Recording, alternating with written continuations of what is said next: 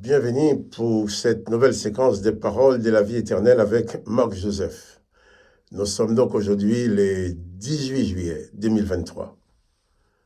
Encore un jour de grâce que Dieu nous accorde. Ce jour du 18 juillet, c'est un jour de grâce avec Jésus-Christ. Parce que Jésus-Christ nous a promis d'être avec nous tous les jours jusqu'à la fin du monde. Donc ce jour du 18 juillet 2023, rassure-toi.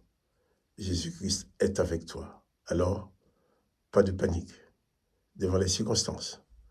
Pas de panique devant les événements de cette journée. Moi, je ne sais pas comment cette journée va se dérouler. Toi, tu ne le sais pas non plus. Tu as peut-être un programme, un planning, sachant que tu vas faire telle ou telle chose dans la journée. Mais tu ne sais pas comment que ça va se dérouler. Moi non plus. Mais je sais une chose. C'est que Jésus-Christ est avec toi. Jésus-Christ est avec moi. Donc, il est important pour toi de savoir que, quoi qu'il arrive, Jésus-Christ t'accompagne, car il s'est engagé à être avec toi tous les jours, jusqu'à la fin du monde. Et j'aime bien dire, quand Jésus dit jusqu'à la fin du monde, c'est parce que si un jour tu te lèves le matin, tu vois que le monde n'est plus là, évidemment, Jésus-Christ ne sera plus avec toi dans ce monde. Mais c'est que toi, tu seras déjà avec lui dans son royaume, auprès du Père. Car Jésus, quand il vient dans ta vie, tu deviens avec lui deux personnes inséparables. Tous les jours, là où tu passes, il est avec toi, il t'accompagne. Et c'est lui qui a voulu que ce soit ainsi. C'est de sa volonté. Donc tu n'as pas besoin de le supplier d'être avec toi. Il s'est engagé à le faire. Toi seulement, tu as besoin de croire fermement à sa présence dans ta vie. De croire que là où tu es, là où tu vas, il t'accompagne. Il dirige ta vie. Et Jésus a dit, tout est possible à celui qui croit. Donc, quels que soient les événements que tu auras affrontés durant cette journée, crois tout simplement que Jésus-Christ est avec toi. Fais tout ce que tu peux faire. Jésus-Christ ne nous demande pas non plus de rester inactif. Jésus-Christ ne nous demande pas aussi d'être des paresseux, de ne pas vouloir faire d'efforts. Pas du tout. Au contraire, si on est avec lui, on va travailler. On va faire ce qu'il faut. Tu dois faire tout ce que tu peux faire, tout ce qui est possible, tu le fais. Mais là où ça devient impossible, tu regardes vers lui. Il va t'ouvrir la porte. Et quand tu fais ce que tu es possible, Jésus-Christ fera même des choses pour te faciliter la tâche. Mais quand ça devient vraiment impossible, eh bien, Jésus dit, rien n'est impossible à Dieu. Tout est possible à celui qui croit. Crois seulement à la présence de Jésus-Christ. Tu as peut-être devant toi une journée difficile. Tu appréhendes peut-être des choses. Mais il faut laisser les appréhensions de côté. Laissez tout ça de côté pour croire en Jésus-Christ. Croire que lui, dans son amour, dans sa grâce, il a voulu t'accompagner. Il a voulu être avec toi. Et il va te diriger. Il te trouvera toujours une porte de sortie. Mon privilège à moi, personnellement, je suis un homme privilégié de la mesure que Jésus est avec moi tous les jours, jusqu'à la fin du monde, quoi qu'il arrive. Comme tout le monde, j'ai des situations difficiles devant moi. Mais difficiles, mais pas impossibles. Parce que celui qui croit en Jésus-Christ, à celui qui croit en Jésus-Christ, tout est possible. C'est ce que dit Jésus. Alors, abandonnons la panique, la peur, la terreur, la crainte, la déprime. Ce n'est pas pour nous ça. Parce que nous sommes avec Jésus-Christ. Nous plaçons notre espérance en lui. Et il trouve toujours la porte de sortie pour nous. Jésus-Christ est notre solution. Et nous allons lire, je vais continuer la lecture de l'évangile de Marc, chapitre 9. Nous étions au verset 50. Nous avons vu hier que Jésus disait que la chose la plus importante pour nous, pour un être humain, c'est de rester attaché à lui, à la vie qu'il nous donne, la vie éternelle. Il nous apporte les paroles de la vie éternelle.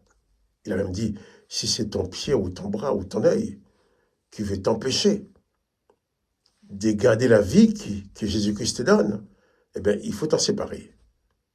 Mieux vaut perdre un bras, une jambe et un œil, mais rester attaché à Jésus-Christ, lui qui est la vie éternelle. Que son Saint-Nom soit béni. Que toi aussi, tu sois béni. Je vais lire Marc chapitre 9, verset 50. Jésus dit, le sel est une bonne chose. Mais si le sel devient sans saveur, avec quoi l'assaisonnerez-vous? Et il ajoute, ayez du sel en vous-même et soyez en paix les uns avec les autres. Si le sel devient sans saveur, avec quoi l'assaisonnerez-vous? Ayez du sel en vous-même et soyez en paix les uns avec les autres. Jésus parle du sel. Je pense que tout le monde connaît le sel. Il y a des gens qui n'aiment pas beaucoup le sel. Moi, par exemple. Il y a d'autres qui aiment beaucoup le sel. Mais toujours est-il, même si j'aime pas beaucoup de sel, j'aime bien avoir un petit peu de sel dans ma nourriture. Le sel relève le goût. Le sel assaisonne, ça relève le goût. Et il y a certaines choses qui sont très mauvaises sans sel. Je ne sais pas que ce serait mauvais, ça. Sans sel, on n'a pas envie de les manger.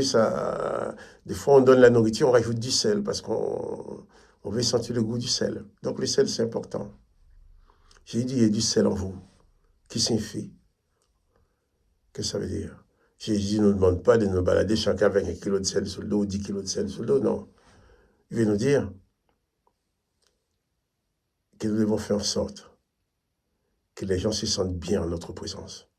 Faire en sorte que les gens aiment notre présence, que les gens, j'allais dire, avoir une présence savoureuse, d'avoir une présence agréable, une présence qui respire la paix,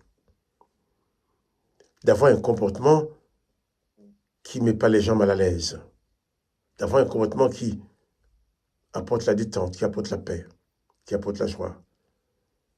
Dans nos contacts avec les autres, de faire en sorte qu'ils soient bien en notre présence. Ayez du sel en vous. Il ne s'agit pas d'1 kilo ou 2 kilos de sel ou une boîte à sel dans la main. Non. Il s'agit de nos comportements à l'égard des autres. Jésus nous demande d'avoir un comportement agréable aux autres, avoir un comportement qui fait du bien aux autres. Avec l'esprit de Christ qui est en nous, quelqu'un qui se trouve en notre présence doit se sentir bien. Notre présence ne doit pas apporter le mal-être, mais plutôt le bien-être. Il est dit sel en vous. Que votre vie apporte un goût agréable aux gens. Que votre présence aide les gens à bien vivre. Que vos actions, que ton action, que tes actions, que ta présence, que ta façon d'être, que ta façon de faire apporte aux gens la paix, la joie.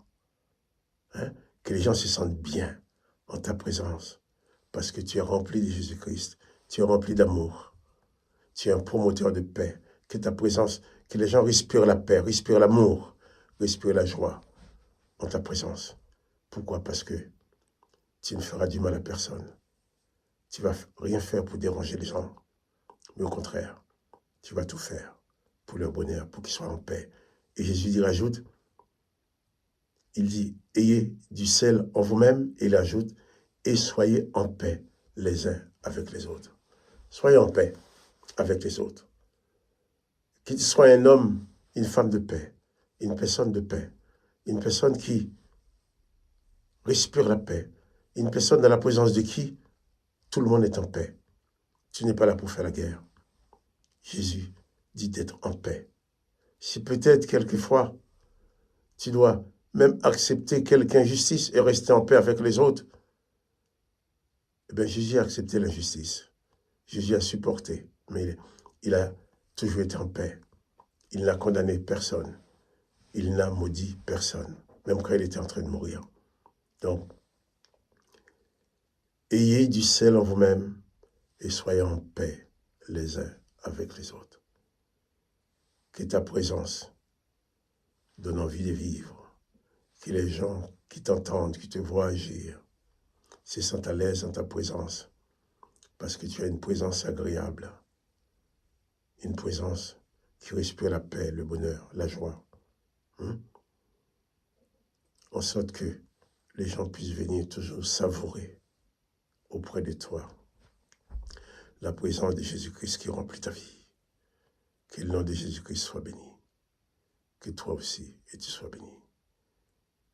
Mais je te répète, souviens-toi et n'oublie jamais que Jésus-Christ est avec toi tous les jours, jusqu'à la fin du monde. Oh, que son Seigneur soit béni. Que toi aussi tu sois béni.